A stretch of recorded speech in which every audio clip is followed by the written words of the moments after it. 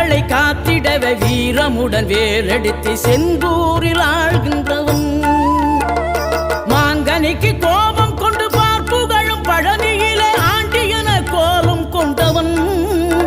நீ தத்துவத்தின் சாரெடுத்து சுவாமி மலை எல்லையிலே தகப்பனுக்கு பாடம் சொன்னவன்.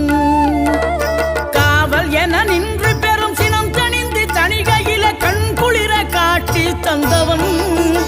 நீ பாங்குடனே கருள் தரவே பழம் முதிரும் சோலையில பரஞ்சோதியாய் நின்றவன். பரஞ்சோதியாய் நின்றவன்.